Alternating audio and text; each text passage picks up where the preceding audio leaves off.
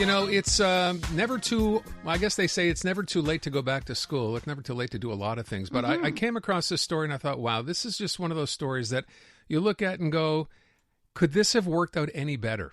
And I think the answer to that is no. But here's the backstory on this. So, gentlemen, he is from and I'm going to pronounce it wrong, so I apologize first of all, from the Tattuuskulth First Nation in Tofino in BC. And he is on the line. Can you please pronounce, can I just call you Tatt, but could you pronounce your first name for me?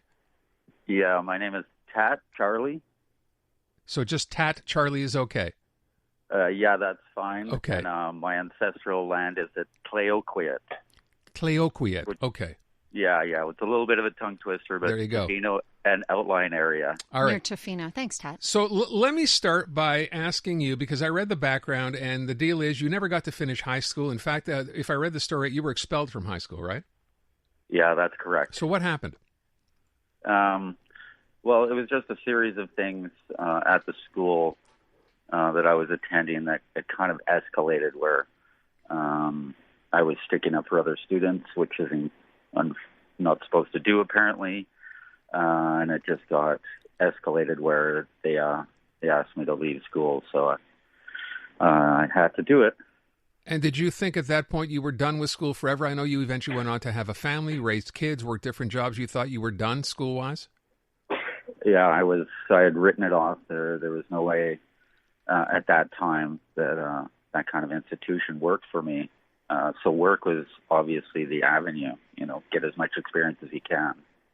And then at what point did you decide, well, if I have the opportunity, I'd like to go back, and how hard was that to do? Surprisingly, COVID hit. You kind of hit a wall where, there's only so much work out there for someone that didn't have a grade 12 at that time. So doing up a resume was kind of like, well, this is clear to me that I need to get better educated if I want to get ahead. So I took the steps to go to NEC, a Native Education College here in Vancouver, which was an amazing experience. A bunch of other Indigenous intellectuals, trying to get ahead, trying to, evolve. So that kind of really opened up the doors for me where I started enjoying it immensely. So. And now, so are you attending classes in person? Yeah. So I got accepted into UBC. So we're in class. Fridays we do Zoom meetings and stuff like that, but back in the full swing of things, yes. That's crazy. I mean, I love how you're very casual about it, really. Tatt. Actually, you got a full scholarship, right? You're going to be studying anthropology and art history. Yeah, there was a typo there. What I did get was a quite an amazing grant from the K. Irving Barber Foundation, Excellent. Which covers all my tuition and then some. Wow. So not quite a full scholarship, but all the hard work that I'd put in at NEC really paid off. Wow. And you're now 48 years old. Yeah, 48 already. I'm already. He's not rubbing it in. Yeah, not at all. Trust me. It's amazing that you're doing what you're doing. I'm curious though. When 48 years old, you're in a university at UBC. what's that You like? getting some looks or what? Yeah, definitely. The first week was a lot of kind of sideways glances. I don't really look my age, so some people are wondering, is that the guy or not the guy? And so I had a couple people who were like, "Oh, I saw you in the paper" and stuff like that. That's so cool. It's an interesting dynamic where a lot of the students, some of them are 17 years old. Like, goodness.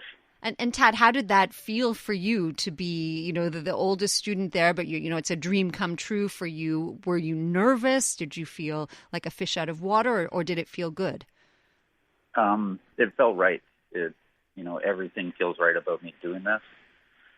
So all those other things, you just kind of move out of the way. Like, that's, everyone's entitled to their opinion. That's fine. I don't feel like I'm almost 50, but it just feels like it's the right thing for me to do. So all of that other stuff is just kind of secondary, I guess you can say. So to you, what you just said, where, some people have their opinions, did you get negative feedback from some people on this who thought this was not the right thing to do? No, not negative. It's just kind of putting that in that section where everyone's entitled to their opinion. So whether it's good or bad, and so far everything has been good. I'm glad to hear that. And what happens from this? So you're going to get a degree. Did I read right? You say if you get this degree, when you get this degree, you then want to pursue a master's degree? Yeah, it's definitely, I'm going to need a master's if I'm going to become a curator for an Indigenous owned and operated museum. Wow. So these are the baby steps that I got to do. So this is quite a commitment. Yeah. Well, I'm an empty nester pretty much. So I have lots of time on my hands. And I figured what a better way to do it, to use all that time. And how have your family and friends reacted to this? It's pretty, it's all good. Everybody's been pretty excited about what I'm up to. And obviously I've been in Vancouver for about 5 years, so it was a hiatus where I was just working and not really evolving, I guess you can say. So now that all my friends and stuff see me in the paper, they think it's great. So when you say you're an empty nester, you have 4 grown-up kids? Yeah. So only 3 were with my high school sweetheart, and they're all 28, 26, and 22. Wow. So, yeah. So what do they think? What do your kids think? Oh, they're my daughter is amazingly proud of me, and all of my kids are, but her especially. Yeah. That's really nice. Listen, I have a tip for you. You want to score some big points here. Have you tried out for any of the sporting teams at UBC? That sounds great, but definitely much too old to be playing around now. Nah, you're not too very old. serious about the books, and okay. I enjoy some free time, but definitely I'm more into getting this degree and then some.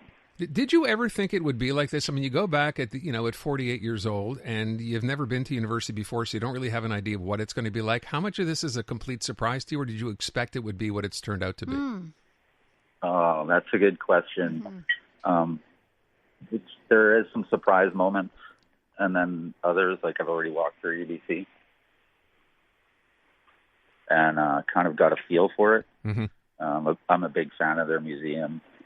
We see the museum anthropology, so I go out there quite a bit on my spare time. The class sizes were definitely amazing. Something that NEC, we'd have 25 students. My anthro class has about 250. Wow. Oh, boy. Wow. Yeah, so there's a little bit of a shock on my first day. I'm like, this is the class. So that kind of surprised me, but realizing that I'm the youngest undergraduate was something else, because I didn't realize that there was 45,000 other undergraduates. Jeez. So that kind of was like, oh, that's a surprise. I thought maybe there's, maybe 10,000 at the most. 45,000. That's wild. So the ultimate dream here, Tatt, is to open a museum, right, in Tofino, in where you're from. So what would that museum be like? Well, it's definitely Indigenous owned and operated, where we can start housing our own artifacts. Yes. Taking care of them, kind of bringing them back home where they belong. Was one of the main things when I come to these museums. I'm like, I really like how they're displayed. I love the whole scenario, but it doesn't feel like they belong there. And so opening up an amazing museum at Tofino, which has a lot of tourists already, can really help us enhance the idea that these artifacts belong in Indigenous hands. We just need somewhere proper to house them. Wow, what a wonderful story. And obviously you're well on your way to getting this done. As I said, you have a long road still to go here, but the fact that you have all this ambition and kind of knew what you wanted to do when you got involved from the get-go. For a lot of kids in school now, as I'm sure you probably are finding out, they don't have a clue what they're doing, right? This is kind of the next step for them in their education process. You were like laser focused. Here's why I'm going to go, and here's what I'm going to learn, and here's what I'm going to do when I'm done. So hats off to you. Very impressive. Yeah, thank you. Focus it does kind of help. Like looking through the course list was amazing, because it seems like thousands of courses you could take, so it can get very confusing. Tatt, before we let you go, anything you'd like to say to anyone who's thinking about making a big change in their life or pursuing a dream, but maybe thinks it's too late for them? Well, obviously it's never too late. The main advice I would give is try to be clear about what you want to do. Less distractions, the better opportunity you're giving yourself. So set up that kind of good learning environment. You're like, all right, I've got space now and time where I can take 6 hours out of my day and be like, this is what I need to do. So try to be precise. If you're going to go back, make sure you know exactly what you're doing.